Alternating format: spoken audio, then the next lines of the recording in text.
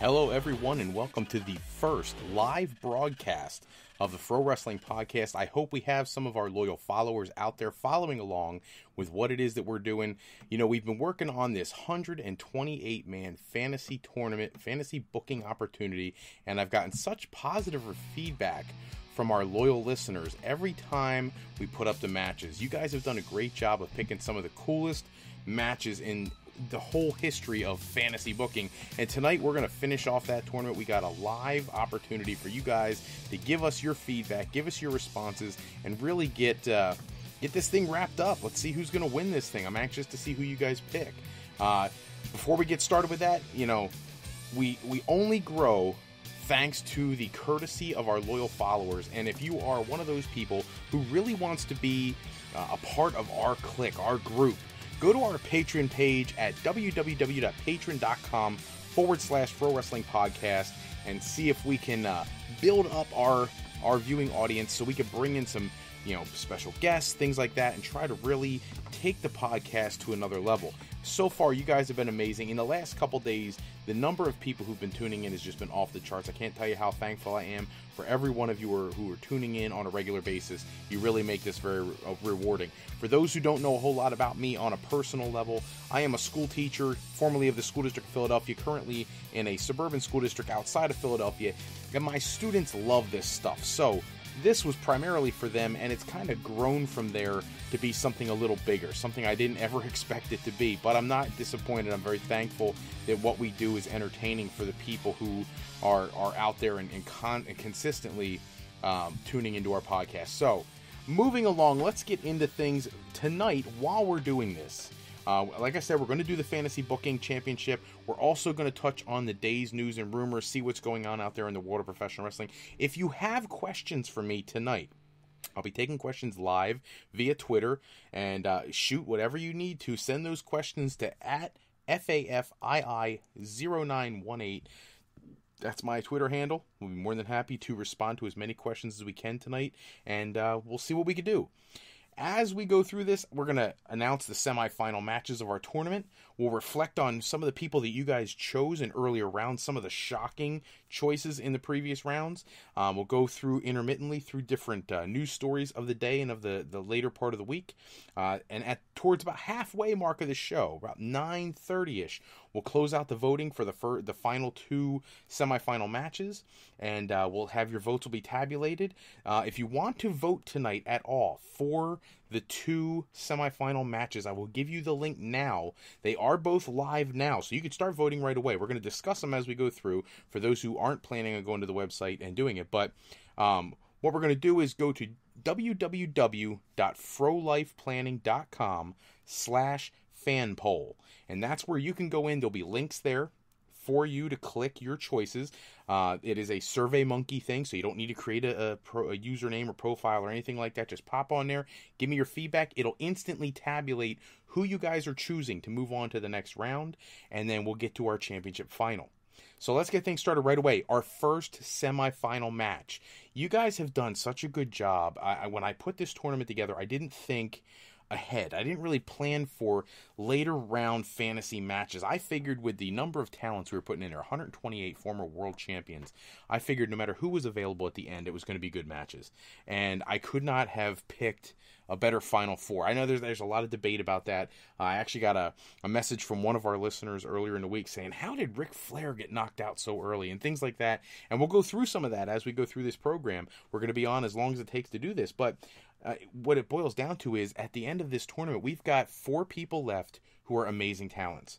So for those who are already tuning into frolifeplanning.com/fanpoll, you're already finding out who those two semifinal matches are, but we're going to go through them right now. And the first one we're going to talk about, coming into the semifinals, the Beast Incarnate, Brock Lesnar, is taking on the Icon, the Vigilante, Sting.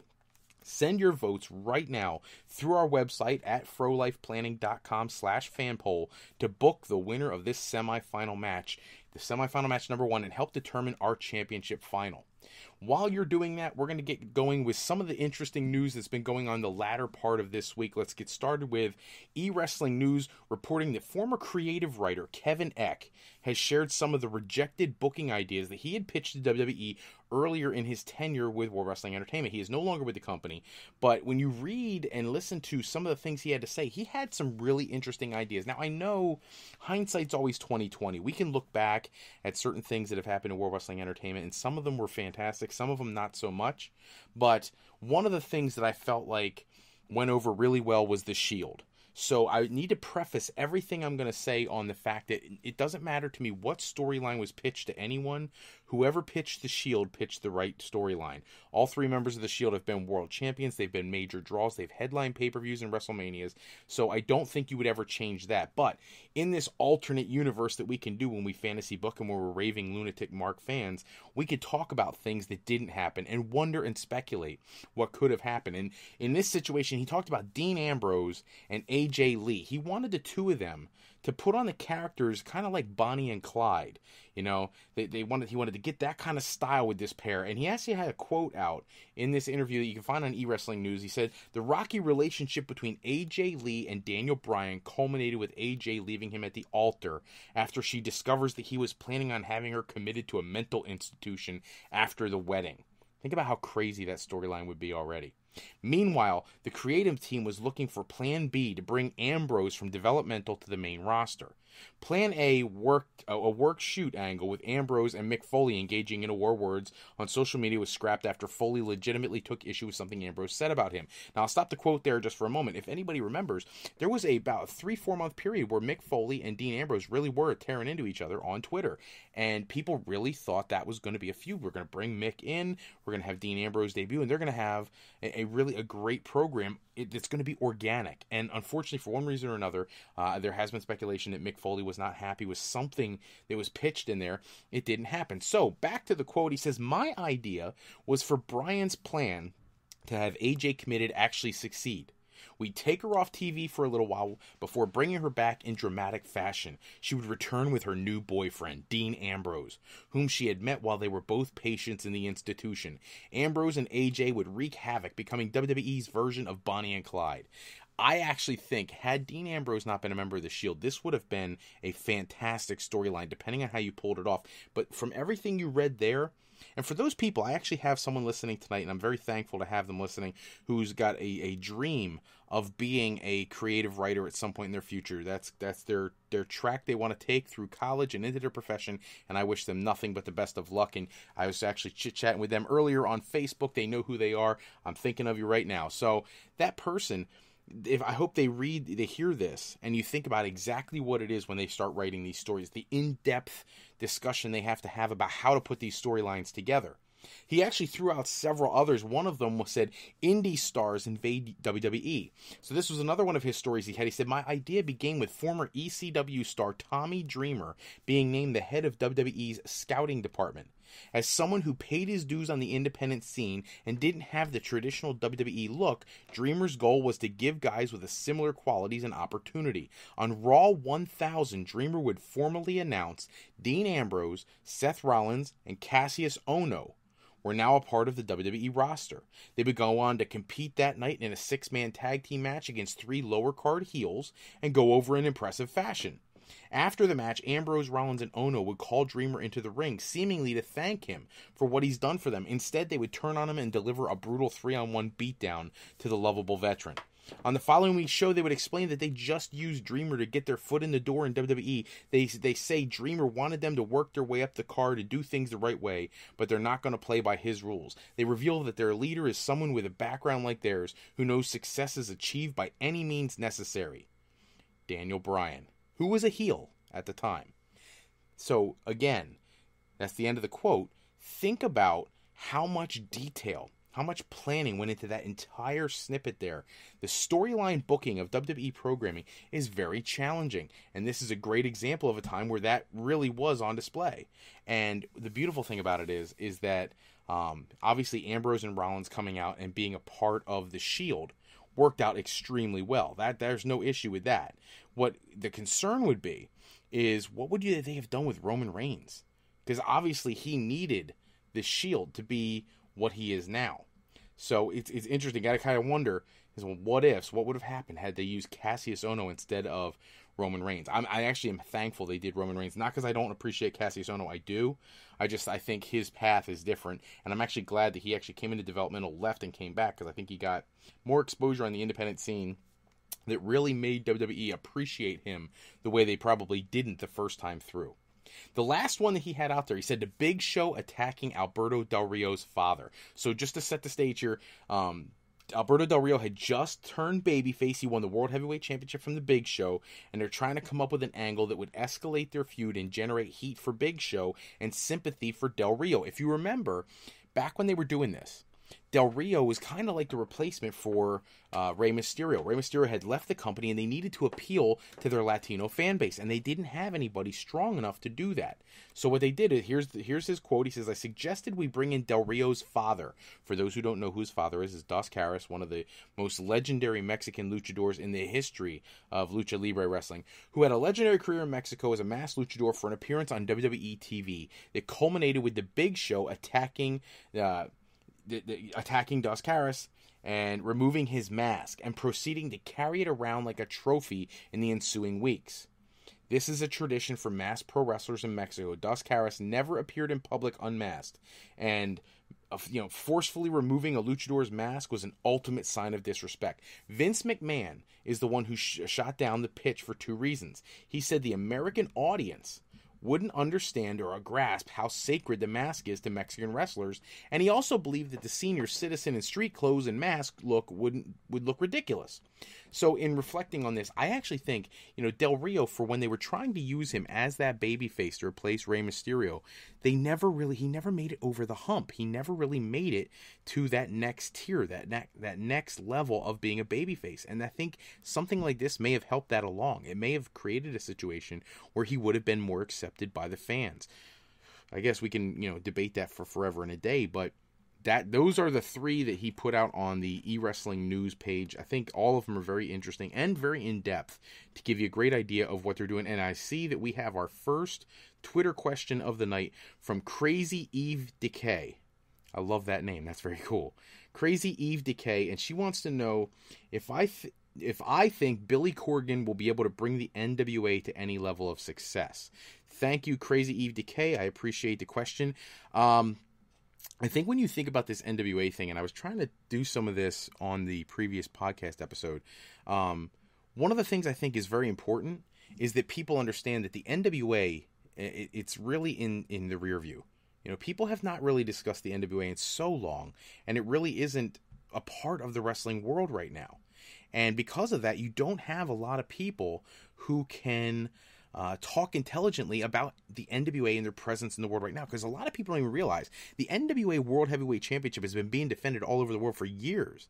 Rob Conway, who is one of La Resistance in WWE, he's been the NWA World Champion.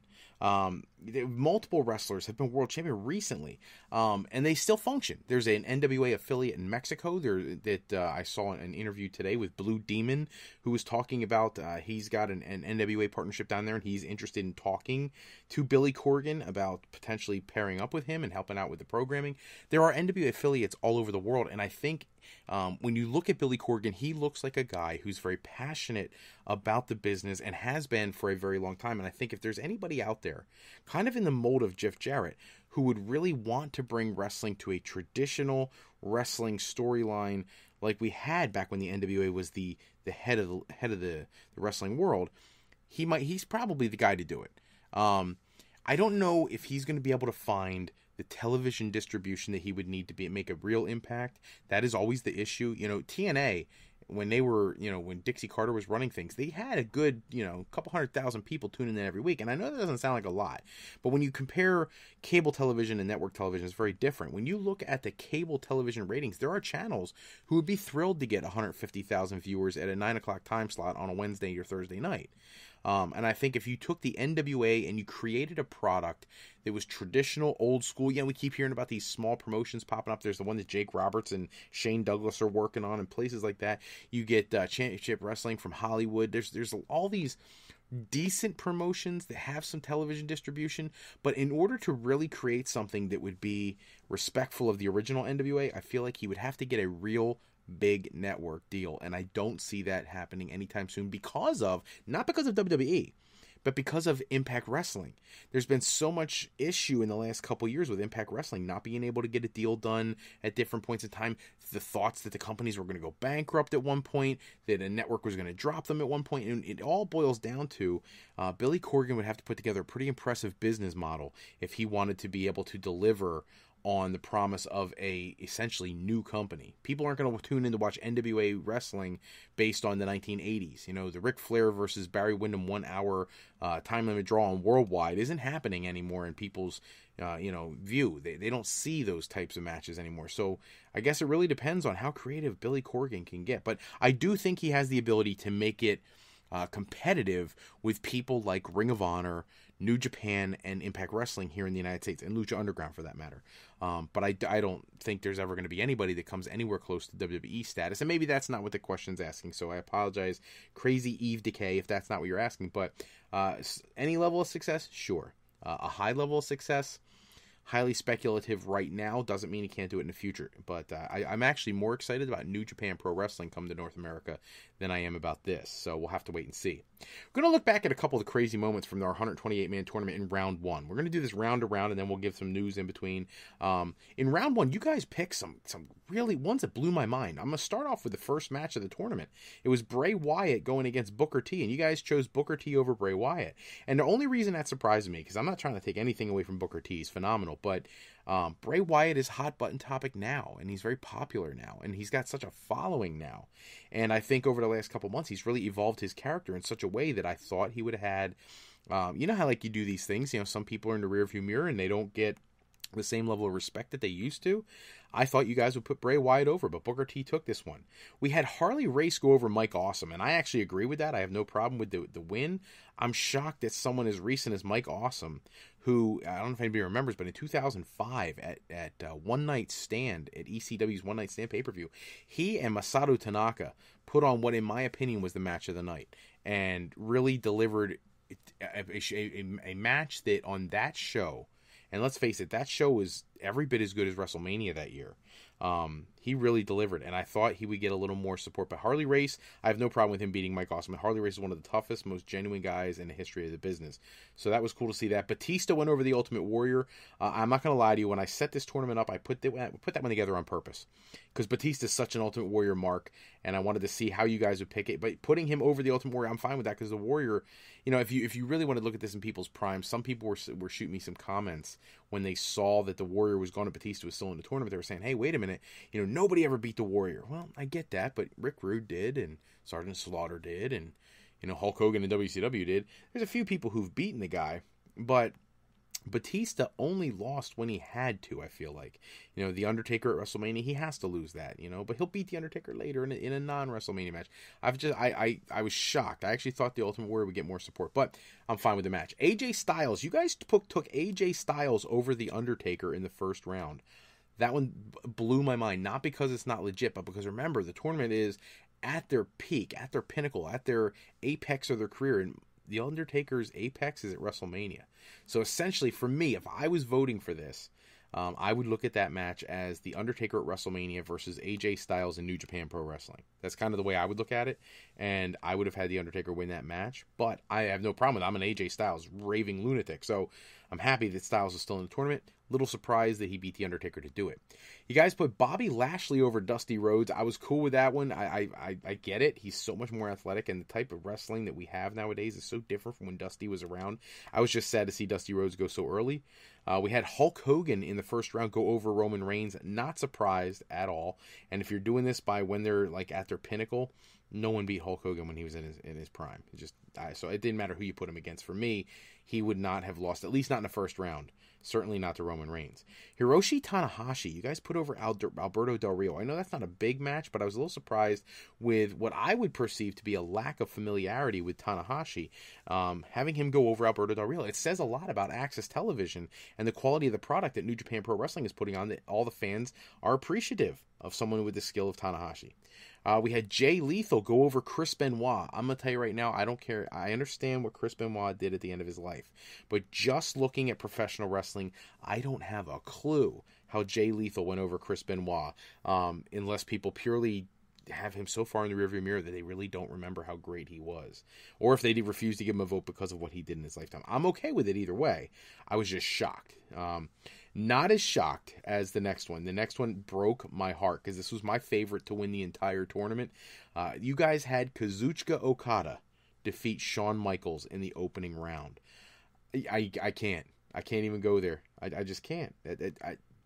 That's my guy, Shawn Michaels. If the championship match would have come down to Shawn Michaels versus Sting, you'd have had a really happy podcast host right now. I'm just telling you that right now.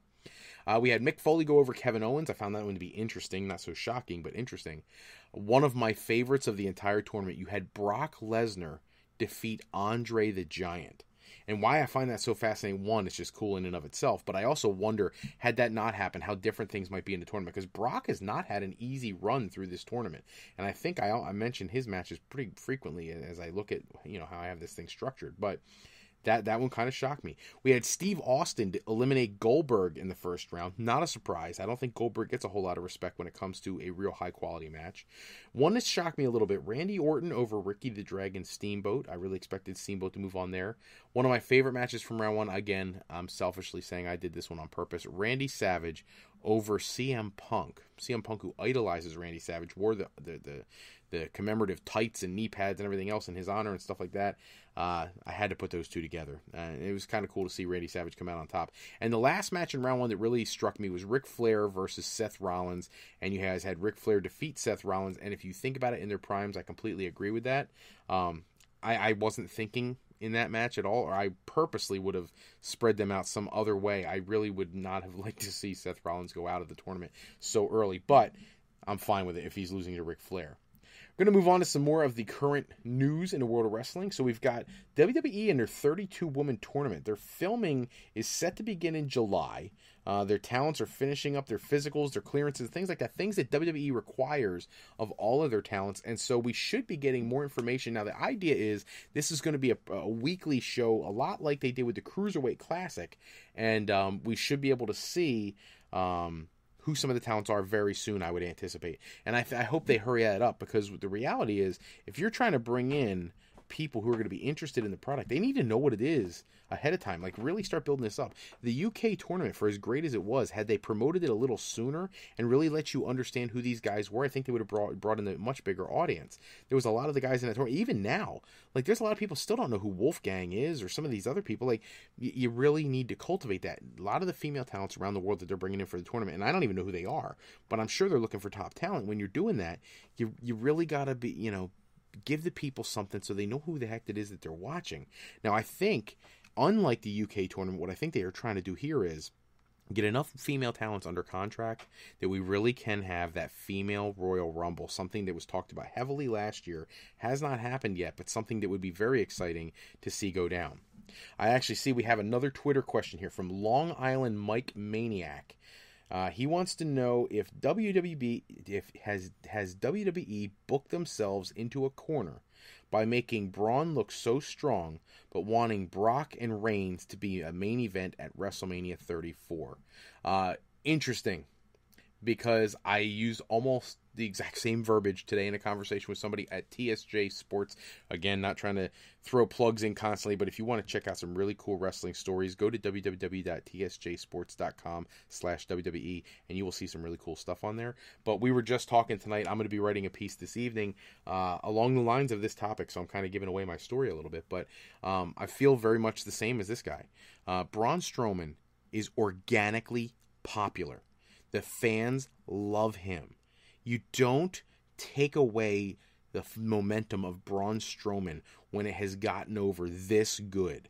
And my concern is that WWE is so stuck on the different things they come up with that people don't get an opportunity to really see the potential matches that could happen if they would just get off these long-term booking things. I get it. Like, seriously, more often than not, you'll hear me really back up the argument that you need to book things long-term and have storylines that evolve over a long period of time. I get that. I really do.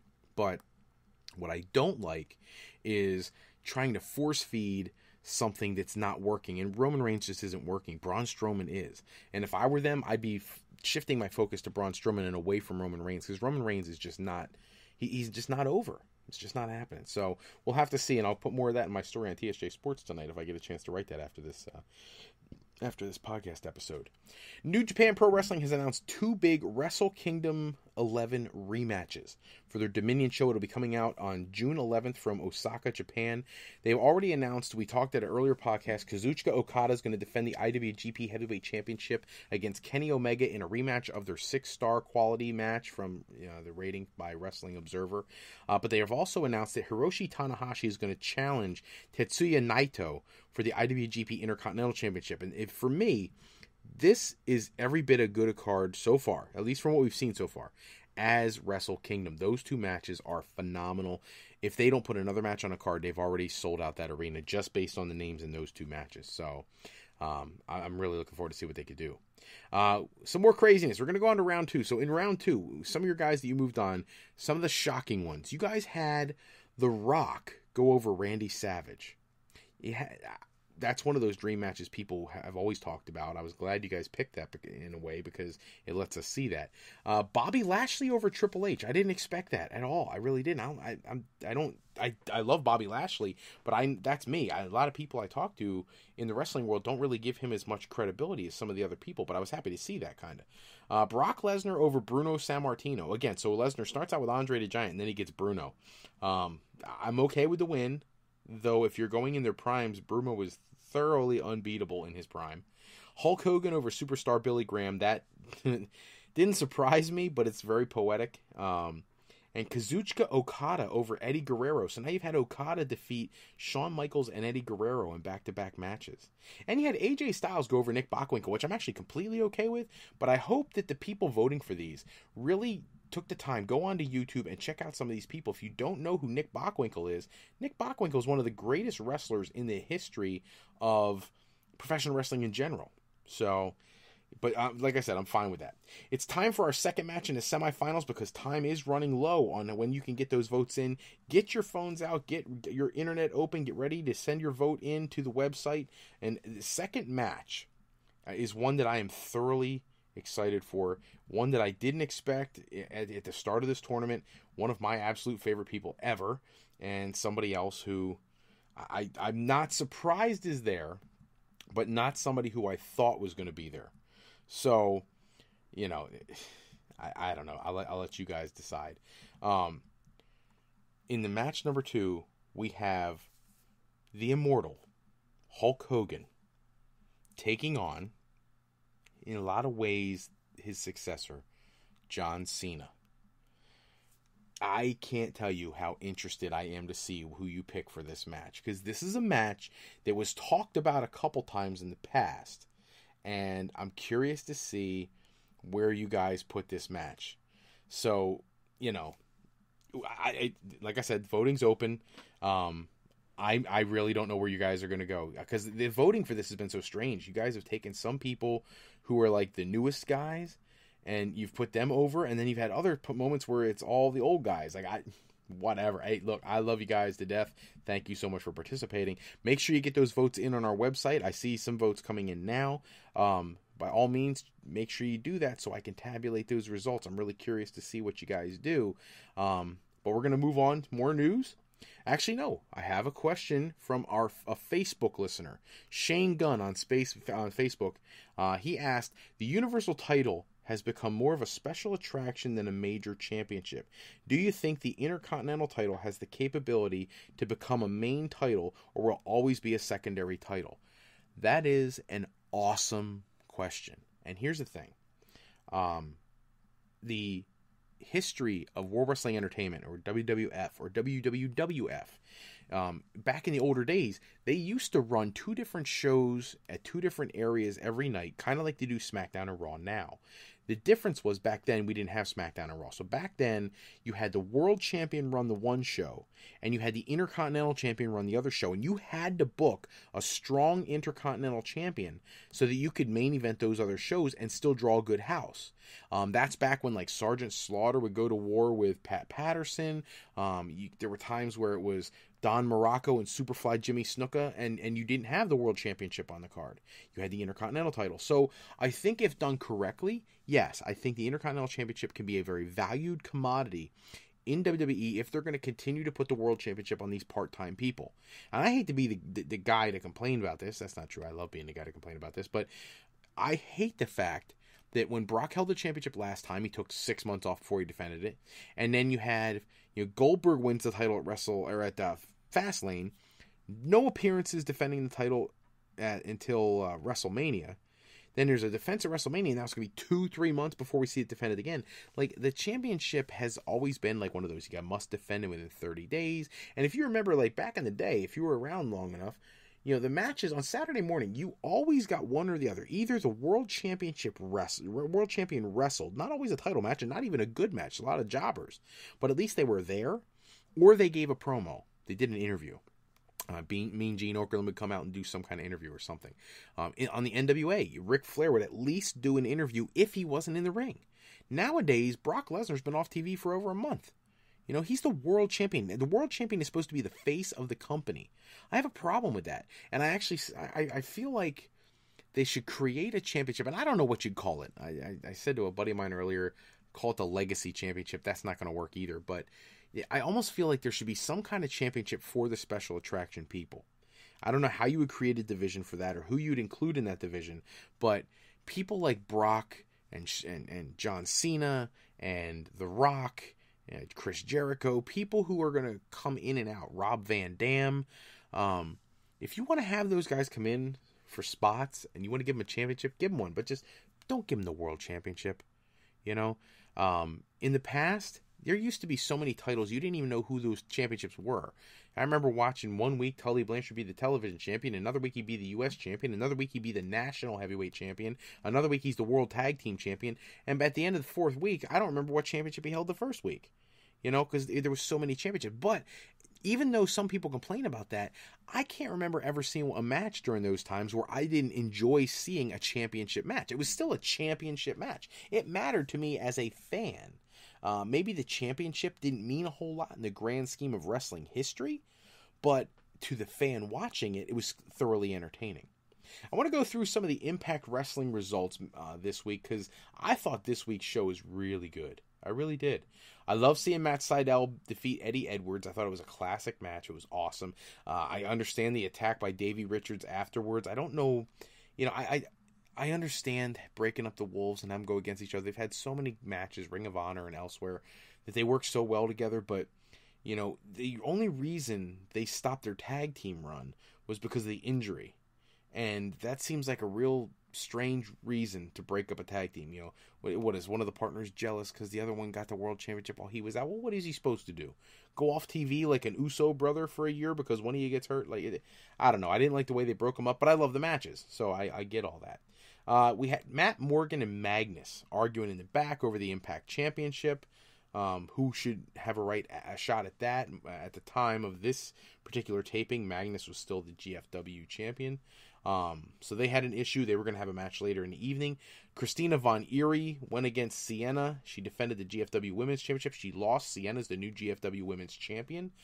Eli Drake is complaining he wants a title match. Alberto El Patron comes out and essentially sets up an angle where they could be in the main event, trying to get a shot at the GFW Championship, which Bobby Lashley's been making fun of on Twitter because he's been talking about how people are going after that because it's attainable. But he actually said that later in the episode. He said, people are fighting over the GFW because it's attainable, implying that the Impact Championship's not. But I don't know if he understands it. We're not stupid. GFW and Impact are merging, which means that whoever that is only getting that championship because they want to get at him. So it kind of made him look silly, if you ask me. Just my opinion. We had EC3 defeat John Bullman. I don't even know who John Bullman is. It's a total squash match. I wish they would change EC3's character, though. If you're not going to have Dixie Carter as an on-air figure anymore, then get rid of Ethan Carter III. If you're trying to move past that era, move past it. A little later in the show, we get to have Magnus fight Matt Morgan for the GFW title. Magnus takes the win. Those who watch the spoilers, I'm one of them. I'm a raving lunatic Mark fan myself, so I have obviously know what's happening all the way through the next 2 months. But I enjoyed the match, and I know the outcome, but I've always liked Matt Morgan, and I wish they would do something more substantial with him. Lashley, then next part of the show was the segment where Lashley talks about everybody's going for the GFW title because it's attainable, and then we move over to LAX, tag team champions out, mourning the death essentially of the Decay, which, as all of us know, is because Crazy Steve is moving over to WWE, and how the heck do you keep the tag team together when he's leaving? They have Konga Kong go over William Weeks, another squash match. But Braxton Sutter comes out after the match. He clotheslines Kong over the top rope, clearly setting up a program with them for a future episode. And in the main event, really cool match, Alberto El Patron defeated Eli Drake. He gets a shot at the GFW title. I won't rehash what's going to happen in that match, but for those who know the spoilers, you know why they did that, and you know what's coming. So, but still, cool match. I really like Eli Drake. He was in WWE's developmental territory, and a couple of years ago, he was in Championship Wrestling from Hollywood with their Heritage Championship, and he has been a solid character as long as I've seen him on television, no matter whether it's a small promotion, big promotion. And I really hope he starts getting a push, because I think he holds the interview talent and the in-ring talent to really be a megastar, and he hasn't gotten that opportunity yet. So we're going to go to some of the round 3 results that you guys had booked. Not as many, because we're getting down to less matches, but in round 3 you guys had Bret Hart defeat AJ Styles, which I find interesting considering AJ Styles beat The Undertaker in the previous round. But Bret Hart over AJ Styles. You had Brock Lesnar defeat Bobby Lashley. I'm cool with the win, but that just makes me want that match so much more, whether it's in a ring or in an octagon. I would love to see that. You guys have The Rock win over Samoa Joe in round 3, which I'm cool with, but that's another one that's kind of interesting because of their backgrounds and whatnot. And you guys had Sting go over Edge, which is a match I don't think I had ever thought about until we had that match in the tournament. Cool win, because I'm a huge Sting guy, but I like Edge too. I would have picked Sting also, but I really like Edge. I just think for me, Edge lost quite a few times more, I think, than Sting ever did. So that would have made it hard for me. But I would have taken Sting too. So I'm with you guys. Just an FYI, we're at 9:38. I'm keeping that poll open a few more minutes. I don't want to close it yet. We're going to go maybe till 9:45 till I close those polls, which means we're probably going to run a little bit late because we still got to give you the finals.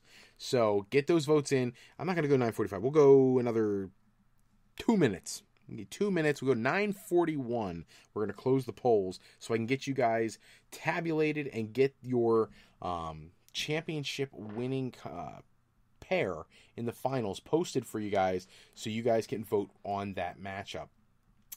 Another tidbit. Viva la Wrestling kicks off this Sunday, tomorrow night in Chicago. It's being described as a punk rock style of wrestling.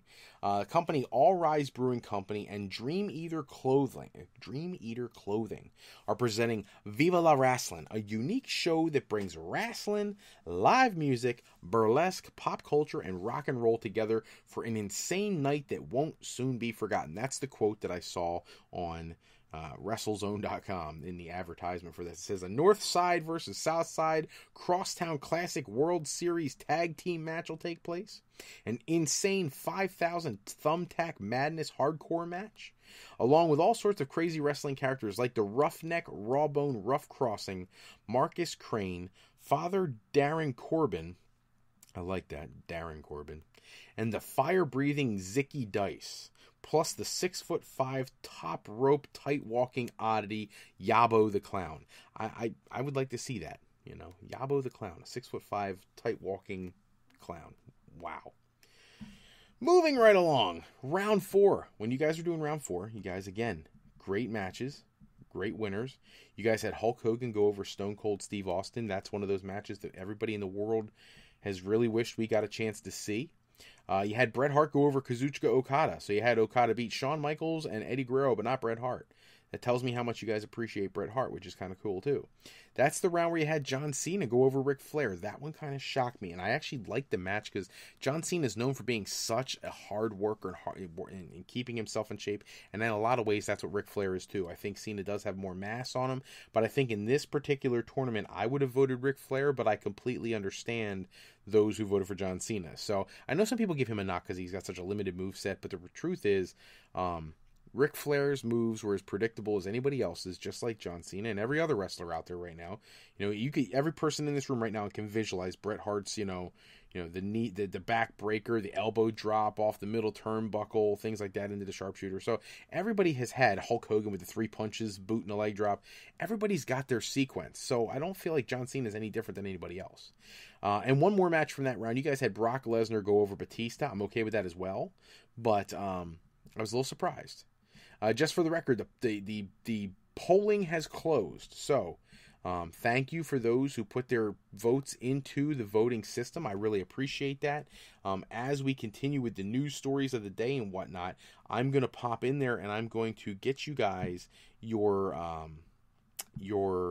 poll set up so you guys can give me your championship final. I have not looked yet, so I don't know who you just put into the championship.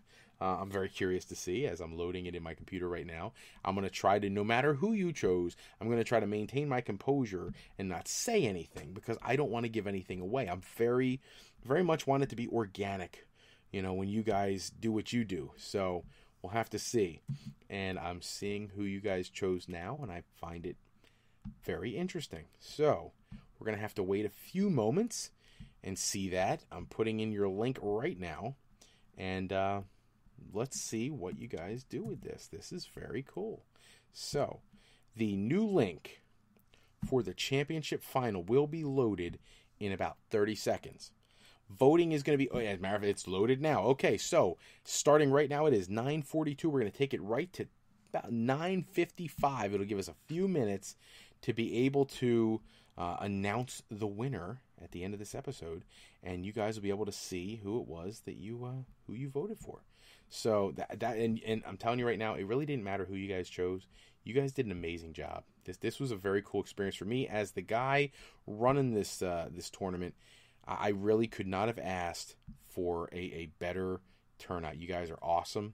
I really appreciate your taking the time to do this. It's very cool. So, for everybody who, if you joined late, you need to go to our website at www.frolifeplanning.com/fanpoll, and you can enter your choices for the winner of our 128-man tournament that we've been running for the last, several months. And we'll see where we go from there. Let's move on to some more of the news, okay? Because Raw this week is going to feature a tag team turmoil match. It's going to determine the new number one contenders to the World Tag Team Championship. It's going to have multiple teams: Enzo and Cass, Luke Gallows, Carl Anderson, Sheamus and Cesaro. So those three have been in every tag team match for the last 18,000 years. And then we're going to add in R-Truth and Goldust and Rhino and Heath Slater.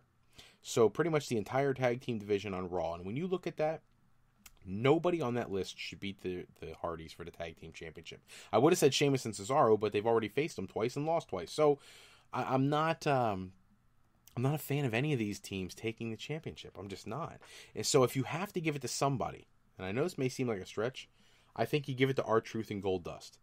Purely based on the fact that they have been around for forever and a day, have never gotten the championship together. I know Goldust had it with Cody for a while, and he was Stardust, but I would really like to see somebody different in that World Championship picture. Now, if you want to give it to Heath Slater and Rhino, that's fine, but that's a team that seems like they break up every 30 seconds, so I don't know that I would go there, but I'm very interested to see what they do with this, because it really could get interesting. Now, I don't think R-Truth and Goldust are believable to beat the Hardys, but with the attitude of Sheamus and Cesaro, they could cost R-Truth and Goldust, or they could cost the Hardys the win and give the championship to R-Truth and Goldust. Now, the reason I say that's not a bad idea is because when the Revival returns, it gives them a very clear victory over the tag team champions. They could take the titles from Truth and Goldust.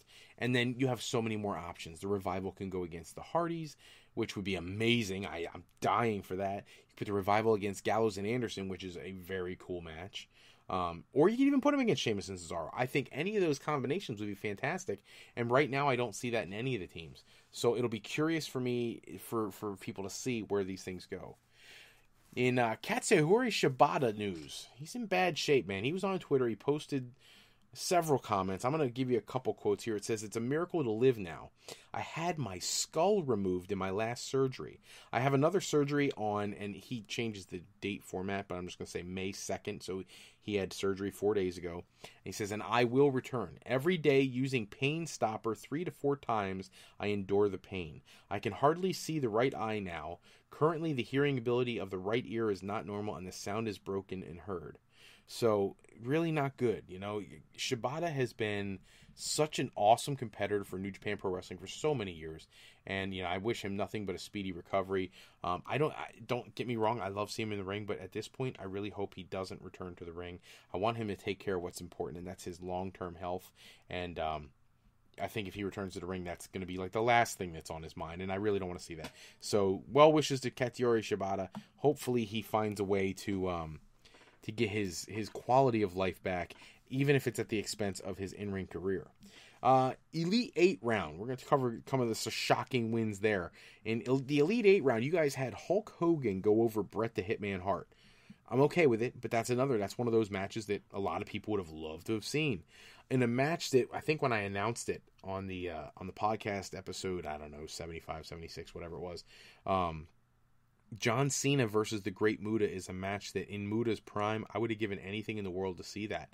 Like, what a killer match that could have been. It would have been very similar to to Great Muta versus Sting. I really feel that way in a lot of ways. I feel like John Cena, both physically and aesthetically, is very similar to Sting when he went against Muta. So that may have been very interesting. In what is probably the most funky looking match in the entire tournament, Brock Lesnar, you had defeat Yokozuna. Just think about Brock Lesnar's path here. So he went through Andre the Giant, went through Bruno Sammartino, he went through Bobby Lashley, Batista, Yokozuna. Now he's in the semifinals, and you'll find out if you haven't already. Go to www.frolifeplanning.com/fanpoll to see who he's going against in the semifinals. Actually, you'll see that now. You can actually vote on the finals if he has moved on. And then you guys also put Sting over The Rock. I thoroughly was shocked with that. I'm not upset. I'm a huge Sting guy, but I actually thought the more contemporaries would put The Rock over Sting. But I guess maybe he doesn't get as much respect because he's a part-timer.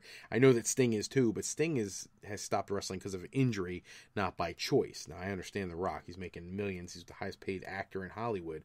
But wrestling fans are never going to stop wanting him to be in the ring, and I think maybe that's what frustrates them a little bit. So, for those who do not have access to vote tonight, I am going to tell you who is in the final. So, moving into the final match are two wrestlers whose contributions are completely immeasurable. So, they've gone through 126 other superstars, all former heavyweight champions, and we've arrived at this moment, our final matchup. Competitor number 1, having defeated John Cena in the semifinals, is from Venice Beach, California, the immortal Hulk Hogan. And he is going against his opponent, having defeated Sting in the semifinals, from Mayfield, Saskatchewan, Canada, the Beast Incarnate, the Conqueror, Brock Lesnar. Hulk Hogan versus Brock Lesnar is your final of the 128-man tournament. There are roughly 6 minutes left to place your votes. Please get onto the website www.frolifeplanning.com/WWE and get those votes in. Let's see who you guys pick. We're down to Hulk Hogan versus Brock Lesnar. And that match has happened. But I do not want you to pick this just based on that match. And that match, if anybody doesn't remember, it was on SmackDown. It was on free television. Talk about a mess up by WWE. And it was the one where Brock Lesnar put Hulk Hogan in the bear hug. And Hogan was like choking blood, and they just stopped the match and gave the win to Brock Lesnar. That to me is not what I want to base this vote on. And I'm looking at this, I'm trying to think, like, if I was voting for this, I'm really having a tough time right now who I would go with. But I'm impressed. that you guys have done. You have taken a classic wrestler, an all-time Hall of Fame great, and put him against, right now, probably the biggest, toughest attraction in the business, except maybe for Braun Strowman, who wasn't in the tournament. Just saying. He wouldn't have made it to this far anyways. Nobody would have given Braun Strowman enough respect to get him this far. But this is a very cool final. So please don't forget, if you didn't hear us at the top of the show, go to our Patreon page, www.patreon.com. That's patreon.com/Fro Wrestling Podcast. We need as many patrons as we can get. Try to help this thing grow. I'm just going to be straight up honest with our viewers. We've got equipment needs that would make this podcast run a whole lot better. We'd love to redo the green screen and everything and make that better for y'all. But all that stuff takes cash, and I did this as a free thing to really entertain my students of past and present, and it does not leave a lot of flexibility in the budget when you're trying to put together costs for a podcast, and you got somebody else in the household who really needs that money to pay bills. So we're hoping that this Patreon page helps us bring in some of those funds so that we can bring some more excitement to you guys and try to get you some more interesting programming. So, that all being said, we're at the end of this episode. We've got 4 minutes till the polls close. And if I'm going to pull up right now, because I accidentally clicked off the web page for our questions. And that's not a good thing, because how am I supposed to know if you guys have questions if I don't pull them up to read them? So we'll have to see here. Oh, look at that.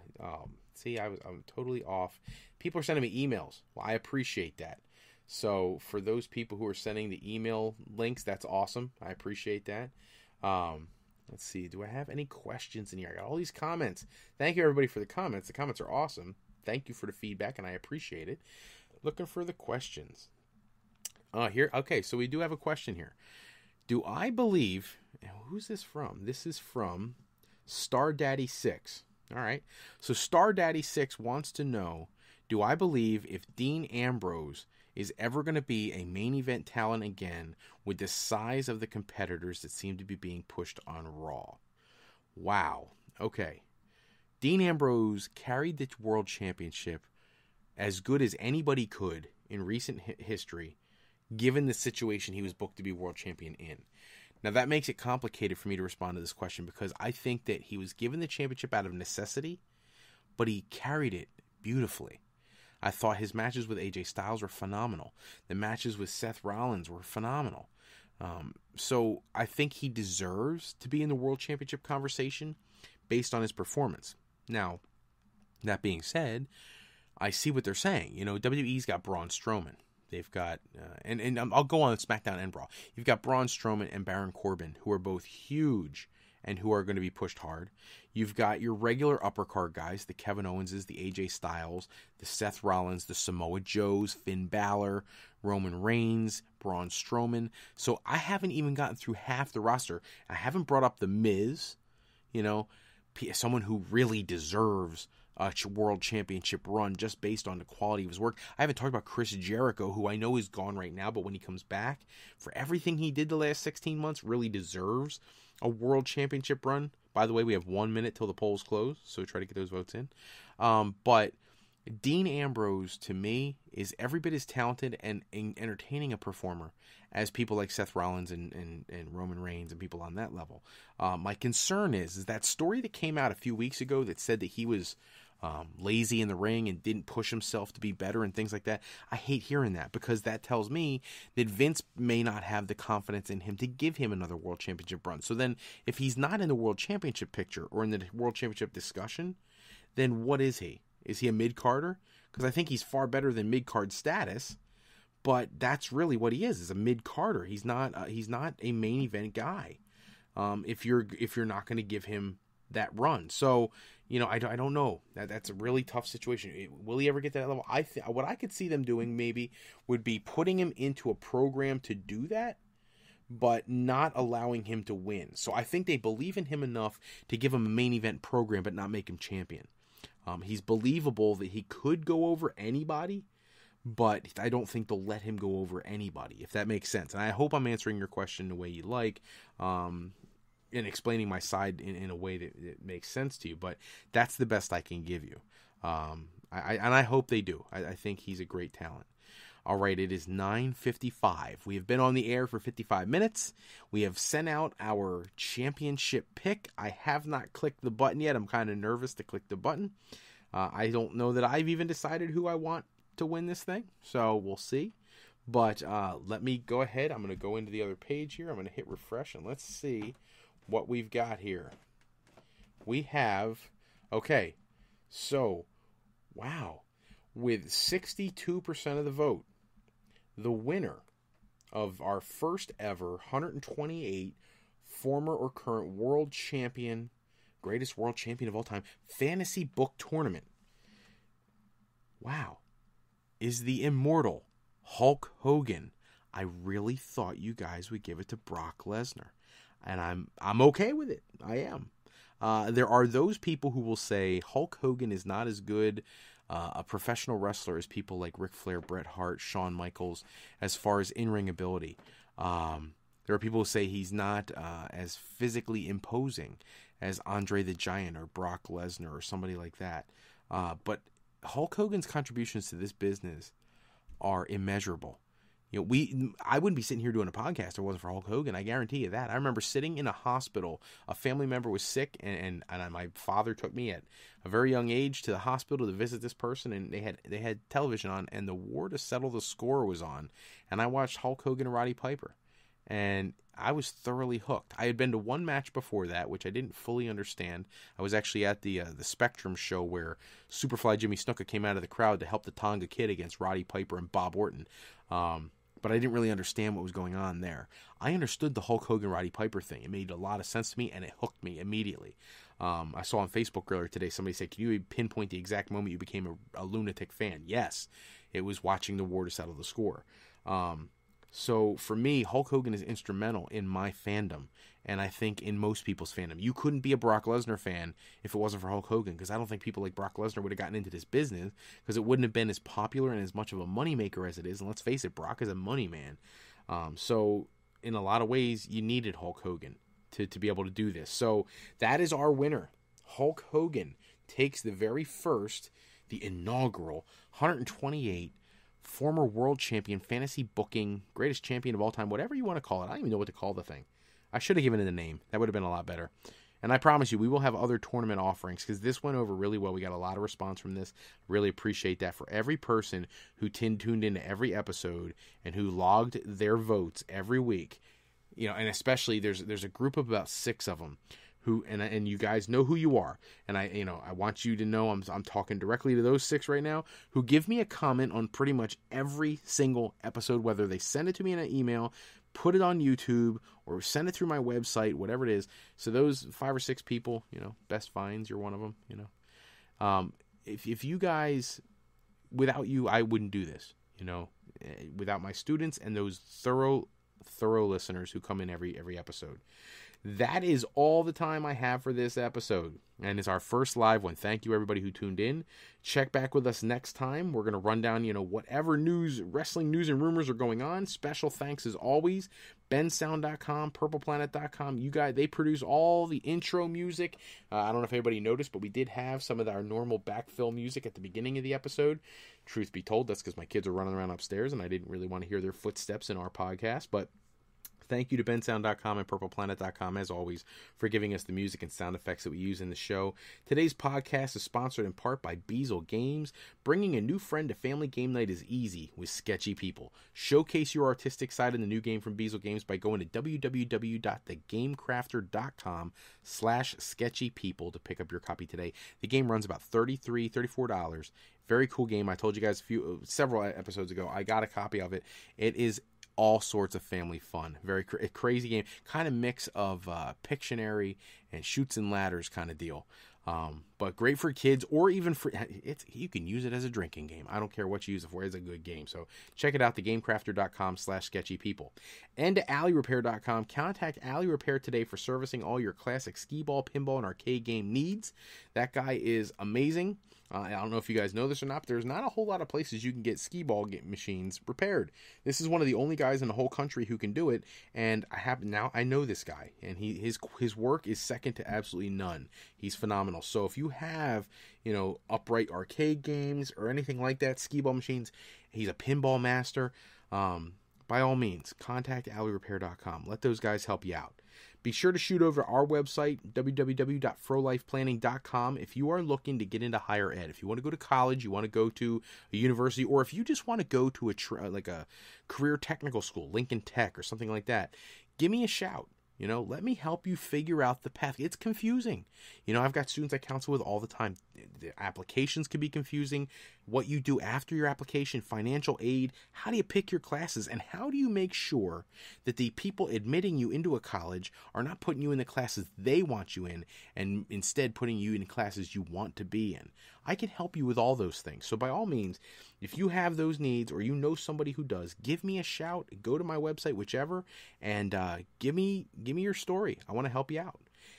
I'm Fred Froelich, better known as Mr. Fro. I want to thank you for taking the time with us today. This is very cool that we got to do a live episode. If you're looking for more wrestling news and rumors, go to www.tsjsports.com/WWE for my latest articles on the world of professional wrestling. And until the next episode, take care, everybody. Have a great night.